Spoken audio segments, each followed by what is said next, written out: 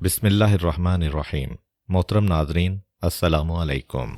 आज की वीडियो में हम पैगम्बर इस्लाम सल्लल्लाहु अलैहि वसल्लम की कुफ़ार मक्का के साथ की जाने वाली उस सुलह के बारे में बयान करेंगे जिसे तारीख़ में सुलह हुदैबिया के नाम से याद किया जाता है।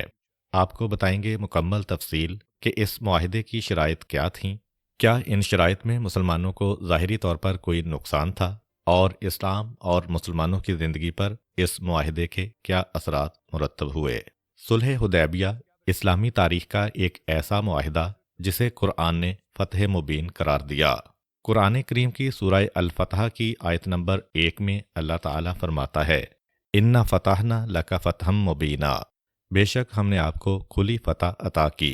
इस आयत से सुलह हुदैबिया की अहमियत मुकम्मल तौर पर वाज़ेह हो जाती है, क्योंकि न जंग बदर के बारे में, न जंग ओहद के बारे में, न जंग खंदक के बारे में, न जंग खैबर के बारे में, न फ़तह मक्का के बारे में कहीं भी अल्लाह ताला ने ये नहीं फरमाया कि ए रसूल, हमने आपको फ़तह मुबीन अता की। बज़ाहिर यही महसूस हो रहा था कि इस मुआहिदे में तमाम शर्तें कुफ़ार की मानी गई हैं, जबकि मुसलमानों को नुकसान ही नुकसान है। मगर कुरान ने वाज़े किया कि असल कामयाबी फौरी जज्बाती रद्द अमल में नहीं बल्कि दूर अंदेश हिकमत में होती है। सुलह हुदैबिया इस बात की रोशन मिसाल है कि कभी वक्ती पसपाई दरअसल बड़ी फतह का पेश खैमा होती है, और ये बात वक्त ने फिर साबित भी की, क्योंकि इसके बाद कुफार ने इस्लामी रियासत को तस्लीम किया, मुसलमानों को सिफारती और सियासी ताकत मिली, अमन के दौर में इस्लाम की अशात कई गुना बढ़ गई और इस्लाम तेजी से फैला। लोग खुलकर मदीना आकर दीन सीखने लगे और बाद में फ़तह मक्का की राह हमवार हुई और सिर्फ 2 साल बाद फ़तह मक्का वाक़ हुई। बेशक इंसान वो कुछ नहीं सोच सकता जो अल्लाह ताला या उसके नबी की ज़ात सोच सकती है। इसी के बारे में कुरान करीम की सूरह बकरा की आयत नंबर 216 में इरशाद रब्बुल इज़्ज़त होता है, और मुमकिन है कि तुम किसी चीज़ को नापसंद करो और वो तुम्हारे लिए बेहतर हो, और मुमकिन है कि तुम किसी चीज़ को पसंद करो और वो तुम्हारे लिए बुरी हो, और अल्लाह जानता है और तुम नहीं जानते। ये आयत अगरचे जिहाद के बारे में नाजिल हुई थी, लेकिन इस आयत ने क़यामत तक के लिए एक उसूल हमें बता दिया कि बेशक इंसान की सोच महदूद है, इंसान वक्ती हालात और ज़ाहिरी पहलू देखता है, जबकि अल्लाह ताला अंजाम, हिकमत और दूररस नताइज जानता है। बात इस मंजिल तक पहुंची थी कि पैगम्बर इस्लाम सल्लल्लाहु अलैहि वसल्लम अपने असहाब के साथ मैदान हुदैबिया में मौजूद हैं। कुरैश की तरफ से 3 मुख्तलिफ कासिदों को पैगम्बर इस्लाम से मुलाकात के लिए भेजा गया, और उन्होंने पैगम्बर इस्लाम से मुलाकात के बाद हालात व वाक़यात से कुरैश को आगाह किया और बताया कि मोहम्मद किसी जंग के इरादे से नहीं आए, बल्कि खाना काबा की ज़ियारत और उम्रा अदा करने के लिए आए हैं, लिहाजा उनको इस काम से ना रोका जाए। लेकिन कुरैश ने अपने ही कासिदों की बात मानने से इनकार कर दिया।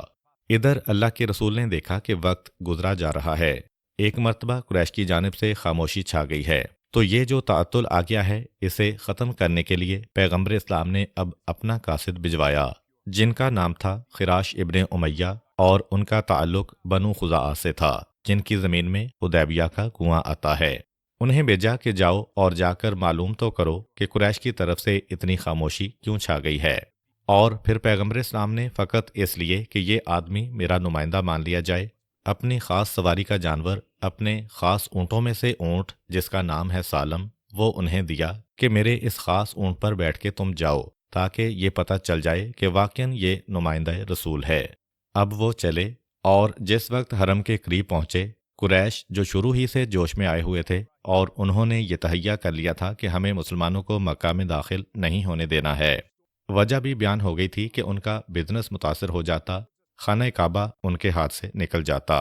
जब ये खिराश इब्ने उमैया ऊँट पर बैठ के आए, इससे पहले कि ये बेचारे ज़ुबान खोलें और अपनी बातचीत शुरू करें, कुरैश ने पहचान लिया कि ये किस ऊँट पर आ रहे हैं, और इसका मतलब ये है कि ये मोहम्मद के नुमाइंदे हैं। ये बात आपको शायद कुछ हैरान कुन लगे, लेकिन ये याद रखें कि इस्लाम से पहले अरबों की जो चंद खसूसियतें बताई गई हैं, उनमें से एक ये है कि इनका हाफिज़ा बड़ा ताकतवर होता था और जानवरों की पहचान बहुत ज़्यादा होती थी। यानी अपने ख़ानदान के बच्चों को इस तरह शायद ना पहचानते हों जितना एक घोड़े का शजर नस्ब उनको याद होता था, और उसकी नस्ल को वो देख के पहचान लेते थे। इसी तरह ऊँट के बारे में تو خیر پہچان لیا کہ یہ کون آیا ہے۔ اس سے پہلے کہ وہ قاصد رسول اپنی زبان کھولیں اور کچھ بات چیت شروع کریں، قریش کے نوجوانوں کا ایک گروہ ٹوٹ پڑا۔ پہلے تو انہیں اونٹ سے اتارا اور پھر اونٹ کی جانب متوجہ ہوئے، کیونکہ اونٹ کے بارے میں تو پتہ ہے کہ یہ رسول کا اپنا اونٹ ہے۔ اسی مقام پر اس اونٹ کو ذبح کر دیا، اس اونٹ کے ٹکڑے ٹکڑے کر دیے۔ اس وقت یہ جوش اور جذبے کی حالت ہے، اور اس کے بعد خراش کی جانب متوجہ ہوئے۔ وہ تو اس احابیش قبیلے کے لوگ آگے بڑھے جن کے بارے میں تفصیل پچھلی ویڈیو میں آ چکی ہے، جن کا ایک جملہ یہ تھا کہ اے قریش، ہم تمہارا ساتھ صرف ان کے بارے میں دیں گے جو مکے پر حملہ کرے، لیکن جو زیارت کے لیے آ رہا ہے اسے کچھ کہا گیا تو اس وقت ہمارا تمہارا معاہدہ ٹوٹ جائے گا۔ اس کا سردار ویسے ہی جلا بنا بیٹھا ہے قریش مکہ کی باتیں سن کر، تو اب وہ اپنے سپاہیوں کو لے کر آگے بڑھا۔ کہا، خبردار اس نوجوان کو کوئی ہاتھ نہ لگائے، یہ قاصد ہے، یہ ایلچی ہے، اس کی جان کی حفاظت واجب ہے۔ ہم حملہ آور کے خلاف تمہارے ساتھی ہیں، لیکن کوئی مظلوم ہوگا تو اس کا ساتھ دیں گے۔ اور پھر بڑی مشکل سے ان کو بچا کے لے گئے، اور یہ واپس پیغمبر اسلام کے پاس پہنچ گئے، اس مقام پر کہ جہاں قافلہ اسلامی ٹھہرا ہوا ہے۔ اب اطلاع مل گئی کہ یہ حالت ہے، اب کیا کریں پیغمبر اسلام؟ اس قاصد کے واپس آنے کے بعد اب اللہ کے رسول کو تلاش ہے کہ کسی ایسے آدمی کو بھیجا جائے کہ جس کے قریش کے ساتھ ڈیلنگ اور حالات بھی صحیح ہوں، اور ایسا آدمی ہو کہ جس کے ہاتھ سے قریش کا کوئی آدمی آج تک نہ مارا گیا ہو، تاکہ قصاص اور خون کا بدلہ اور انتقام اور دشمنی نہ پائی جائے۔ پیغمبر اسلام کو اب ایسا قاصد تلاش کرنا ہے۔ اچھا، اس دوران وہ مکہ کے نوجوان جو پیغمبر اسلام کے قاصد پہ حملہ کر چکے تھے، تو چونکہ ایک طرح سے ان کو کامیابی ہوئی، وہ اونٹ بھی انہوں نے طے کر دیا، پیغمبر اسلام کا قاصد بھی ایک طرح سے جان بچا کے بھاگا، تو ان کا جوش بڑھ گیا۔ چھوٹی کامیابی مل جائے تو جوش بڑھ جاتا ہے۔ انہوں نے آپس میں ایک منصوبہ بنایا کہ ہم لوگ رات اور صبح کے قریب کا جو وقت ہوتا ہے، جو سب سے زیادہ گہری نیند کا وقت ہوتا ہے، اس وقت اچانک مسلمانوں پہ حملہ کریں گے، اور یہ قدم وہ اس طرح اٹھانا چاہتے تھے کہ ان کے بڑوں اور بزرگوں کو بھی پتہ نہ چلے۔ چنانچہ 50 نوجوان راتوں رات اپنے گھروں سے نکل کے تنعیم کی پہاڑی پہ چڑھ گئے، اور صبح کا جو وقت آ رہا تھا ایک دم سے وہاں سے اتر کے حدیبیہ کی طرف چلے، مگر جیسے ہی وہاں پہنچے تو وہ اندازہ کرنے میں ایک غلطی کر گئے۔ شاید ان کا خیال یہ تھا کہ یہ وہ وقت ہوتا ہے کہ جب سب لوگ غافل سو رہے ہوتے ہیں، مگر مسلمانوں کے لیے تو وہ عین نماز شب کا افضل ترین وقت ہوتا ہے، نماز صبح کی تیاری کا وقت ہے۔ یہ ایک کافر کی غفلت کا وقت ہو سکتا ہے، لیکن مسلمان کے لیے تو سب سے زیادہ بیداری کا وقت ہوتا ہے۔ وہ اندازہ کر کے آئے ہوں گے اپنے ماحول کا کہ ہمارے ہاں تو صبح 4 بجے سب سے گہری نیند آتی ہے، اس وقت کوئی نہیں اٹھتا، اور مسلمان اسی وقت اٹھتا ہے، کیونکہ وہ رحمتوں کے نزول کا وقت ہے، برکتوں کے نزول کا وقت ہے، اللہ کی رحمتوں اور اللہ کی نشانیوں کے ظہور کا وقت ہے۔ تو سب مسلمان اس وقت عبادت کے لیے تیار ہو رہے تھے۔ چنانچہ یہ 50 تیر انداز جیسے ہی اتر کے آئے، مسلمانوں کے ہاتھوں پکڑے گئے اور پیغمبر اسلام تک ان کو پہنچا دیا گیا۔ سورہ الفتح کی آیت نمبر 24 میں اس واقعے کو ان الفاظ میں بیان کیا گیا ہے، اور وہ وہی ہے جس نے کفار پر تم کو فتح یاب کرنے کے بعد وادی مکہ میں ان کے ہاتھ تم سے اور تمہارے ہاتھ ان سے روک دیے، اور اللہ تمہارے اعمال پر خوب نظر رکھتا ہے۔ پیغمبر اسلام صلی اللہ علیہ وآلہ وسلم نے ان حملہ آوروں کو بغیر کسی سزا کے واپس مکہ بھیج دیا۔ ایک تو قریش کے ان 3 قاصدوں نے جا کر بتایا کہ محمد اور ان کے ساتھی جنگ کے لیے نہیں بلکہ خانہ کعبہ کی زیارت کے لیے آئے ہیں، اور پھر ان حملہ آور نوجوانوں کی واپسی نے قریش کو مصالحت کی طرف آمادہ کیا۔ تو اب پہلے قاصد خراش ابن امیہ کی واپسی کے بعد پیغمبر اسلام صلی اللہ علیہ وآلہ وسلم نے حضرت عمر بن خطاب رضی اللہ عنہ سے فرمایا کہ تم مکہ جا کر قریش کو سمجھاؤ کہ ہم جنگ کے لیے نہیں بلکہ عمرہ کرنے کے لیے آئے ہیں۔ حضرت عمر نے کہا کہ آپ جانتے ہیں کہ قریش میرے سخت دشمن ہیں، انہوں نے مجھ پر قابو پا لیا تو یقیناً مجھے زندہ نہ چھوڑیں گے، اور وہاں بنی عدی میں سے ایسا کوئی نہیں ہے جو میری حمایت و حفاظت کر سکے، اس لیے اگر آپ حضرت عثمان بن عفان رضی اللہ عنہ کو بھیجیں تو زیادہ مناسب ہوگا، کیونکہ وہ قریش کے قریبی عزیز ہیں اور مکہ میں ان کے عزیز و اقارب بھی بہت ہیں۔ چنانچہ رسول اللہ صلی اللہ علیہ وآلہ وسلم نے حضرت عثمان بن عفان کو مکہ کی طرف روانہ کیا۔ تاکہ ابو سفیان اور قریش کے دیگر ارباب اختیار کو آپ کے ارادے سے آگاہ کریں۔ حضرت عثمان روانہ ہوئے اور مکہ کے قریب انہیں قریش کے سرداروں میں سے ایک معزز ترین سردار ابان بن سعید مل گیا۔ وہ حضرت عثمان کو اپنے گھوڑے پر سوار کر کے مکہ میں لے گیا اور اعلان کیا کہ عثمان اس کی امان میں ہیں۔ اسی بنا پر قریش نے ان کے ساتھ نرمی کا برتاؤ کیا۔ حضرت عثمان نے وہاں پہنچ کر حضور صلی اللہ علیہ وآلہ وسلم کا پیغام پہنچایا، مگر کفار اپنی اسی ضد پر اڑے رہے کہ اس کا کوئی امکان نہیں ہے کہ ہم محمد کو مکہ آنے دیں اور خانہ کعبہ کی زیارت کرنے دیں۔ مدارج النبوہ میں ہے کہ حضرت عثمان نے واپسی کا ارادہ کیا تو قریش نے کہا کہ اگر تم چاہو تو طواف کعبہ کر سکتے ہو۔ حضرت عثمان نے کہا کہ میں اس وقت تک طواف نہیں کروں گا جب تک رسول خدا نہ کریں۔ مشرکین نے اس بات پر برہم ہو کر حضرت عثمان کو زبردستی مکہ میں روک لیا۔ ادھر لشکر اسلام میں یہ خبر پھیل گئی کہ مکہ والوں نے حضرت عثمان کو شہید کر دیا ہے۔ خانہ کعبہ کی زیارت سے روکے جانے پر مسلمان پہلے ہی بہت زیادہ جوش و خروش میں تھے اور اکثر مسلمان جنگ پر مصر تھے اور رسول اللہ سے مطالبہ کر رہے تھے کہ حملہ کر دیجیے، اور اب یہ حضرت عثمان رضی اللہ عنہ کی شہادت کی خبر پھیل گئی۔ پیغمبر اسلام صلی اللہ علیہ وآلہ وسلم احد میں مسلمانوں کی بے وفائی کا ایک تلخ تجربہ کر چکے تھے، جس کی وجہ سے پیغمبر اسلام نے ضروری سمجھا کہ ان لوگوں سے اس شرط پر بیعت کی تجدید کرائی جائے کہ میدان جنگ سے فرار نہیں ہوں گے۔ چنانچہ رسول کریم صلی اللہ علیہ وآلہ وسلم نے ایک درخت کے نیچے اپنے 1400 اصحاب سے اس بات پر بیعت لی کہ اگر جنگ ہوتی ہے تو وہ آپ کا ساتھ دیں گے، مرتے دم تک لڑیں گے اور میدان جنگ سے فرار نہیں ہوں گے۔ اسی بیعت کو بیعت رضوان کہا جاتا ہے۔ جب قریش نے اس بات کی خبر سنی تو ان میں خوف و ہراس پھیل گیا کہ رسول خدا جنگ کے لیے تیار ہو گئے ہیں۔ اس پر وہ پریشان ہوئے اور صلح پر آمادہ ہو گئے۔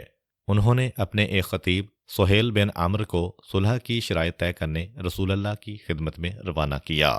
قریش کے نمائندے سہیل بن عمرو نے قریش کے جذبات کی ترجمانی کرتے ہوئے رسول اللہ سے کہا کہ آپ کا یوں آزادانہ مکہ میں داخل ہونا ہم برداشت نہیں کر سکتے، اس طرح ہماری توہین ہوتی ہے، کیونکہ لوگ یہی سمجھیں گے کہ آپ اپنی طاقت کے بلبوتے پر آئے ہیں، لہٰذا اس مرتبہ آپ بغیر زیارت کے لوٹ جائیں اور آئندہ سال عمرہ کے لیے آئیں، اور جب آئیں تو اپنی تلواریں نیام میں رکھیں۔ ہم 3 دن کے لیے مکہ خالی کر دیں گے تاکہ آپ اپنی عبادات جس طرح چاہیں انجام دیں۔ اس سے ان کا مقصد یہ تھا کہ اطراف عرب میں یہی مشہور ہو کہ مسلمان اپنی طاقت کے بلبوتے پر نہیں آئے، بلکہ قریش مکہ نے خود ان کو اجازت دی ہے۔ سہیل نے مزید کہا کہ 10 سال تک ہمارے اور آپ کے درمیان صلح رہے گی، جنگ و جدال نہیں ہوگا، دونوں اطراف کے شہری امن و سلامتی سے رہیں گے، ایک دوسرے کے مقابل آئیں گے، نہ ایک دوسرے کو نقصان پہنچائیں گے۔ اس نے کہا کہ اگر ہمارا کوئی شخص آپ کی طرف جائے گا تو آپ اسے واپس کرنے کے پابند ہوں گے، لیکن آپ کا جو آدمی ہماری طرف آئے گا ہم اسے واپس نہیں کریں گے۔ اس گفتگو کے دوران سہیل کے بیٹے ابو جندل کلمہ شہادت پڑھتے ہوئے مسلمانوں کے درمیان پہنچ گئے۔ ابو جندل پہلے ہی مسلمان ہو چکے تھے اور اس جرم کی پاداش میں اپنے باپ سہیل بن عمرو کی قید میں تھے۔ اب کسی طرح بھاگ کر بارگاہ رسالت میں پہنچ گئے تھے۔ سہیل کہنے لگا کہ میرے بیٹے کو میرے سپرد کر دیں، کیونکہ یہ بات معاہدے میں طے پا چکی ہے کہ ہمارا کوئی شخص آپ کے پاس آئے گا تو آپ اسے واپس کر دیں گے۔ روایت میں ہے کہ رسول اللہ نے فرمایا کہ یہ شخص معاہدہ تحریر ہونے سے پہلے آیا ہے اور یہ شرط تو معاہدہ تحریر ہونے کے بعد آنے والوں پر لاگو ہوگی، کیونکہ معاہدہ ابھی نہیں ہوا تھا بلکہ فریقین کے مابین بات چیت چل رہی تھی۔ سہیل بن عمرو ہٹ درمی پر اتر آیا اور کہنے لگا کہ اگر ایسا ہے تو پھر ہمارے اور آپ کے درمیان صلح نہیں ہو سکتی۔ حضور اکرم نے فرمایا کہ اس کو میری خاطر مستثنی کر دو اور نرمی اور آسانی پیدا کرو، مگر وہ نہ مانا۔ جب پیغمبر اسلام کے بار بار کہنے کے باوجود وہ آمادہ نہ ہوا تو آپ نے ابو جندل کو اس کے سپرد کر دیا اور فرمایا کہ اسے ایذا نہ دینا۔ ابو جندل نے کہا، مسلمانوں، مجھے مشرکوں کے سپرد نہ کرو، میں ایمان لا کر تمہاری پناہ میں آیا ہوں۔ تمہیں معلوم نہیں ان کافروں نے مجھ پر کیسے کیسے ظلم و ستم کیے ہیں۔ رسول کریم نے ابو جندل رضی اللہ تعالیٰ عنہ سے فرمایا، اے ابو جندل، صبر کرو اور دل کو مطمئن و شاد رکھو، اللہ تعالیٰ کے فضل و کرم پر بھروسہ رکھو، وہ تمہارے لیے کشادگی اور آزادی پیدا فرمائے گا۔ بلا شبہ صبر کشادگی کی کنجی ہے۔ مدارج النبوت میں شیخ عبدالحق محدث دہلوی لکھتے ہیں کہ قریش کی شرائط بظاہر مسلمانوں کے مفاد اور وقار کے منافی تھیں، لیکن حقیقت میں وہ ایسی نہ تھیں، بلکہ ان میں کافروں کی شکست اور مسلمانوں کی نصرت کے عوامل مضمر تھے، جنہیں صرف رسول حکیم صلی اللہ علیہ وآلہ وسلم کی دور رس نگاہیں ہی دیکھ رہی تھیں، جبکہ کچھ مسلمان ایسے بھی تھے جو صرف الفاظ پر غور کر رہے تھے۔ ان کی سطحی نظریں رسول کریم کی حکمت و دور اندیشی کو نہ بانپ سکیں اور وہ اس معاہدے پر اعتراض کرنے لگے، حتیٰ کہ رسول معظم کے ساتھ ان کا رویہ گستاخانہ ہو گیا اور وہ آپ کی رسالت پر شک کرنے لگے۔ چنانچہ تمام شرائط جب زبانی طور پر طے پا چکیں تو رسول کریم نے معاہدے کو ضبط تحریر میں لانے کے لیے حضرت علی کرم اللہ وجہہ کو مقرر کیا۔ آپ نے فرمایا، یا علی لکھو، بسم اللہ الرحمن الرحیم۔ سہیل کہنے لگا کہ الرحمن الرحیم کیا ہے، یہ ہم نہیں جانتے، اس لیے لکھیں بسمک اللہم، جیسا کہ عام طور پر لکھا جاتا ہے۔ مسلمانوں نے اس پر احتجاج کیا، لیکن رسول کریم نے تحمل اور بردباری کا مظاہرہ کرتے ہوئے حضرت علی سے فرمایا کہ اے علی بسمک اللہم لکھو۔ حضرت علی نے ایسا ہی لکھا۔ پھر پیغمبر اسلام نے فرمایا، لکھو ھذا ما قاضی بہ محمد الرسول اللہ، اللہ کے رسول محمد نے جو فیصلہ کیا ہے وہ یہ ہے۔ حضرت علی نے لکھ دیا۔ سہیل پھر بڑک اٹھا اور کہا، ہم آپ کو رسول اللہ نہیں مانتے، اگر مانتے ہوتے تو پھر آپ کو خدا کے گھر کی زیارت سے روکتے ہی کیوں؟ اس لیے محمد الرسول اللہ کی بجائے محمد ابن عبداللہ لکھیے۔ پیغمبر اسلام نے نہایت صبر اور سکون سے فرمایا، میں اللہ کا رسول بھی ہوں اور محمد ابن عبداللہ بھی۔ پھر حضرت علی سے فرمایا، اے علی اس تحریر میں سے محمد الرسول اللہ کاٹ دو اور محمد ابن عبداللہ لکھو۔ حضرت علی مرتضیٰ نے عرض کیا، یا رسول اللہ، میں ایسا ہرگز نہیں کر سکتا کہ وصف رسالت کو محو کر دوں، یعنی رسول اللہ کے الفاظ مٹا دوں۔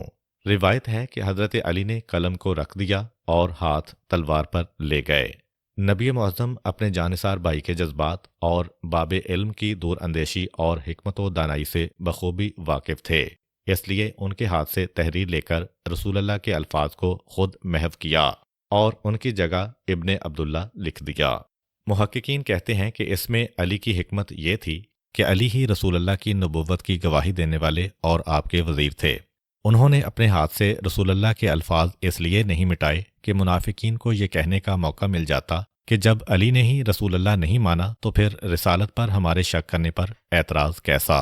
مدارج النبوت میں شیخ عبدالحق محدث دہلوی صاحب لکھتے ہیں کہ حضرت علی کرم اللہ وجہہ کا لفظ رسول اللہ مٹانے سے انکار حکم عدولی کی وجہ سے نہیں تھا جو ترک ادب کی وجہ سے قابل سزا ہو، بلکہ عین فرما برداری اور تعظیم ہے جو انتہائی عشق و محبت پر دلالت کرتا ہے۔ صلح نامہ کی کتابت کے دوران قریش کا نمائندہ سہیل بن عمرو بار بار جھگڑا کرتا اور تحریر میں رکاوٹ ڈالتا، لیکن رسول حلیم و کریم ہر بار درگزر فرماتے اور صبر و تحمل کے ساتھ اس کی بات کو تسلیم کرتے ہوئے صلح کی کارروائی کو آگے بڑھاتے۔ بالآخر صلح نامہ مکمل ہو گیا۔ اس صلح نامہ کو معاہدہ حدیبیہ یا صلح نامہ حدیبیہ کے ناموں سے یاد کیا جاتا ہے۔ صلح نامہ حدیبیہ کے جو نکات تحریر میں لائے گئے وہ یہ تھے، اے اللہ تیرے نام سے۔ یہ وہ معاہدہ ہے جو محمد بن عبداللہ اور سہیل بن عمرو کے درمیان طے پایا۔ دونوں کے درمیان اس بات پر صلح ہوئی ہے کہ 10 سال تک جنگ بندی رہے گی اور اس عرصہ میں دونوں اطراف کے لوگ ایک دوسرے کے مقابل نہیں آئیں گے اور امن سے رہیں گے۔ محمد صلی اللہ علیہ وآلہ وسلم کا جو ساتھی حج یا عمرہ یا تجارت کی غرض سے مکہ آئے گا اسے جان و مال کی امان دی جائے گی، اور قریش کا جو شخص تجارت کے لیے مصر، شام یا عراق جاتے ہوئے مدینہ سے گزرے گا تو اسے مسلمانوں کی طرف سے جان و مال کی امان حاصل ہوگی۔ قریش کا جو شخص اپنے ولی کی اجازت کے بغیر محمد کے پاس آئے گا تو آپ اسے واپس قریش کے حوالے کر دیں گے، جبکہ محمد کا کوئی ساتھی قریش کے پاس جائے گا تو وہ اسے آپ کو واپس نہیں کریں گے۔ فریقین کے سینے بند رہیں گے، یعنی دلوں میں کوئی غداری یا نفاق داخل نہ ہو سکے گا، نہ تو خفیہ طور پر کسی دوسرے کو مدد دی جائے گی اور نہ ہی اعلانیہ خلاف عہد دغا بازی کی جائے گی۔ جو محمد کے معاہدے اور ذمہ داری میں داخل ہونا چاہتا ہے وہ ایسا کر سکے گا اور اسی طرح جو قریش کے معاہدے اور ذمہ داری میں داخل ہونا چاہتا ہے وہ بھی ایسا کر سکے گا۔ مسلمان اس سال یہاں سے واپس چلے جائیں گے اور مکہ میں نہیں آئیں گے، البتہ اگلے سال قریش مکہ سے باہر چلے جائیں گے اور مسلمان وہاں 3 راتیں ٹھہر سکیں گے، جبکہ مسلمانوں کے پاس صرف سوار کا ہتھیار یعنی تلوار ہوگی، اور وہ بھی میان میں ہوگی، اور اس کے سوا کوئی اور ہتھیار نہ ہوگا۔ قربانی کے جانور وہیں رہیں گے جہاں وہ پائے گئے ہیں، یعنی حدیبیہ میں، انہیں وہیں ذبح کر دیا جائے گا اور مکہ میں نہیں لایا جائے گا۔ اور صراحت کی جاتی ہے کہ دونوں فریقین کے حقوق اور واجبات برابر ہوں گے۔ تاریخ تبری میں ہے کہ معاہدے کی تکمیل کے بعد بھی کئی مسلمانوں کی براہمی نقطۂ عروج پر تھی، حتیٰ کہ جب رسول کریم صلی اللہ علیہ وآلہ وسلم نے فرمایا کہ اٹھو قربانیاں کرو اور سر کے بال منڈوا کر واپس چلو، تو مسلمانوں کی اکثریت خاموش رہی اور تعمیل ارشاد کے لیے نہ اٹھی۔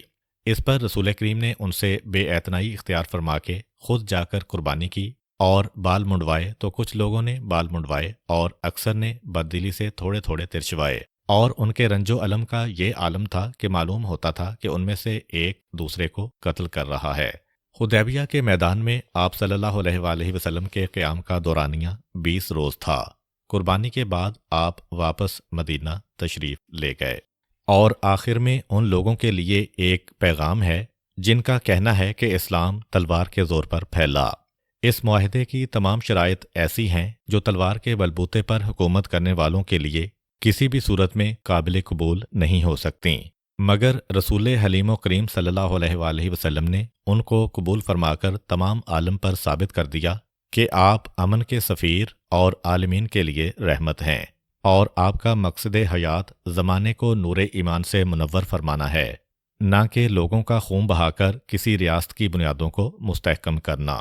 اس معاہدے کی کتابت کے دوران قریش کے نمائندے سہیل بن عمرو کا سخت رویہ، بات بات پر جھگڑا کھڑا کر دینا اور اپنی مرضی کے مطابق معاہدے میں الفاظ کو تبدیل کروانا، اس بات کا غماز ہے کہ وہ یہ بات اچھی طرح جانتا تھا کہ صلح و پسند نبی اللہ صلی اللہ علیہ وآلہ وسلم جنگ نہیں کرنا چاہتے اور امن کو لڑائی پر ترجیح دیتے ہیں، اور پھر ہوا بھی یہی۔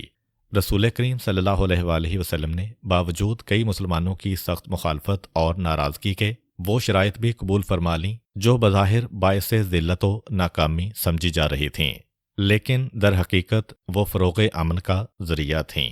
آنے والے وقت نے یہ ثابت بھی کر دیا کہ بعض مسلمان صلحوں کی جن شرائط کو اپنی شکست اور توہین کا باعث سمجھتے ہوئے سخت نالاں اور افسردہ تھے، وہی شرائط اسلام کی ترقی اور عروج کا زینہ بنی۔